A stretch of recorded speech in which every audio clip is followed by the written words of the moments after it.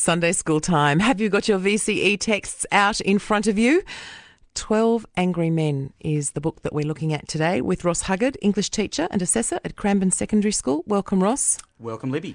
Welcome, Miss Libby. I've got all these text messages about what's appropriate comedy. I often ask people if they believe in God, but they all squirm. Well, that's a time-tested conversation stopper, isn't it? Absolutely. There's a fine line between clever comedy and being rude just for the shock value. Feel like modern comedians are doing too much of the second. That's from Ange in Albury. Scary. Can you please ask Denise... Oh, can't ask Denise that. She's gone. I'm sorry, Sam from Regent. Ross, 12 Angry Men, very good in terms of men in suits. Is there any connection? I think there must be. A whole lot of men in suits who have anonymity, have similarity, and they are all, if you like, all have hidden issues in there brought in by society, and of course that they arrive with their emotional baggage. Is that what 12 Angry Men's all about as a play? Well, in a kind of way, because it really represents a whole era, a whole set of values, a whole set of era, a whole set of concerns, I guess, because it was written during the McCarthy era. It very much is a text, like The Crucible by Arthur Miller, which is actually reflecting a whole set of attitudes. People caught up in that post-war world that was supposed to be the world of great fortune and luck, yet the world was not quite going the way they said. And so here you have 12 anonymous individuals locked in that jury room, all with that sense of what happens now. And here they are, all waiting to try and find it.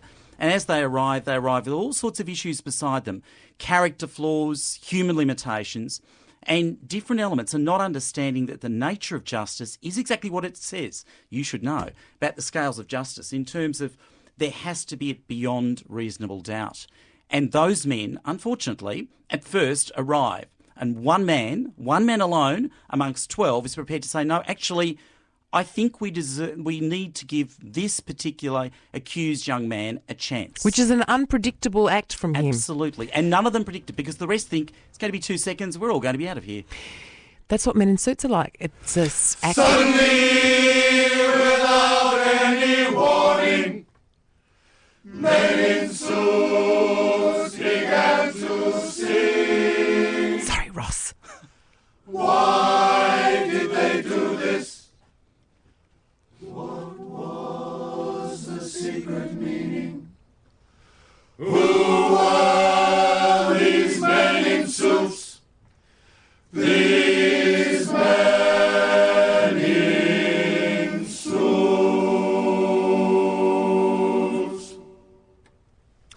Sorry about that, Ross. They just turn up and... They seem uncontrollable. They're just so impetuous. Absolutely. So anyway, as you were saying... Yes, so as I was saying, what we have is in fact one juror 8, who is prepared, and they have no names. One of the most fascinating things about this is a play. And students, of 12 course, Angry Men. Need to be aware that there is a very big reason that these men have no names. These men, of course, in many senses, I guess, represent a set of values, a set of issues, a set of concerns. And so here they are, the anonymous men, with one man, juror 8, who turns out to be an architect, saying, no, this young man deserves a voice. We need to listen to what he says. Now, can you imagine being in a room with 11 people all folding their arms going, who are you? We've got, one guy says, I've got a ball game to go. Another one, what are you talking about? Who do you think you are? What right have you got? And he stands up. And in the end, through this incredibly compressed pressure cooker of a play, he gradually works through and in each case speaks to them and helps them see that actually it isn't beyond reasonable doubt. And actually, we don't have the evidence. It is circumstantial. And bit by bit, he peels back the evidence. But what's lovely... He takes the suits off them. He deconstructs them. Absolutely deconstructs them. And what is lovely about what he does is he manages to do it in a way that he helps them to come to that realisation. So bit by bit, each one of them says, actually, I remember part of that testimony too, and actually I was a bit worried about that. Someone else says something else. So gradually, juror by juror, they come to their side. What's lovely is at one moment early on in the play where they call for another vote, and he says, all right, I'll abstain. If anyone else joins me, and that's fine, but if not, I'll vote with you. I'll vote guilty. And one man does. And they all assume it's someone else, and they're wrong. And what's lovely is what unfolds is gradually the jurors are allowed to be humans themselves. And of course, The McCarthy era was an era where people could not be themselves. They were always looking over their shoulder, always worrying about what might happen, always worrying about what others might say and who might accuse them. And in many senses, the anger, the frustration, the inbuilt concerns very much reflects a whole era where they've been inculcated with those attitudes that says, you are a problem, so watch out, because your name could be next on the list. And there's that real sense that that's where they are. Okay, so let's just take a look at this, because as distinct from the other texts, this is a play. Absolutely. Like the pragmatic bit first. It should be read as a play, yeah? And when students, and I guess any parents who are listening out there, must really stress to their sons and daughters. You're so passionate. And their grandparents and grandchildren, that in fact this is not a book. And one of the worst things as assessors we ever see students do, they talk about a book. It's not a book. It's a novel or it's a short story or whatever it is. Yeah. But what's very important is, of course, they see this as a play. It's a play written for performance. What's fascinating about it is that, in fact, there's no break in time. There's no break at all. So between Acts 1 and 2, it just stops, picks up again. Interval. Yeah, so they freeze, and when they come back there, they are in the same position. Because this is a play that's building. One of the interesting things is that because they're locked in the jury room, what they're locked in with, of course, are all of their psychological issues, all of their pressures, all of their concerns are locked in that room with them. So that's the metaphor of being locked in the jury room is about assessing your own judgments on things. Yeah, and trying to discover whether in that hothouse the truth can reveal. Now, symbolically, Rose uses a lovely device.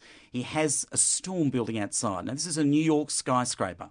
They're locked in a room. It's hot, no air conditioning. They can't get the fan working till later, it turns out, because it's attached to the light, they discover. But what happens is the heat rises, the humidity rises, and they're all, of course, dressed in their suits, gradually divesting themselves, symbolically and literally. And gradually, as the storm mounts, so too the pressure on them to confront the truth. The truth being, there is not incontrovertible evidence. The truth is, the evidence is very shaky. It's very circumstantial. And the truth is, the young man who we never meet, who's the accused, who of course may be guilty, we don't know. But the point is, what we do know about him is he's in a minority group. Perhaps he's Hispanic. Perhaps he's an American black. We don't know. But here he is being targeted because of who he is and because he comes from the wrong side of town. He's a slum dweller. And what's lovely is one of the jurors himself comes from the slums. And at one point we have this magnificent scene where he feels he's been targeted by others. And we realise that they are labelling all the time. Here's a society who label people because of where they come from, because of what they do, because of who their parents are, because of what school they go. So I guess in thinking about it as a play, what's very important is thinking about the way the stage directions operate, the way it in fact is this incredibly encapsulated microcosm where they're all trapped. No one can get out.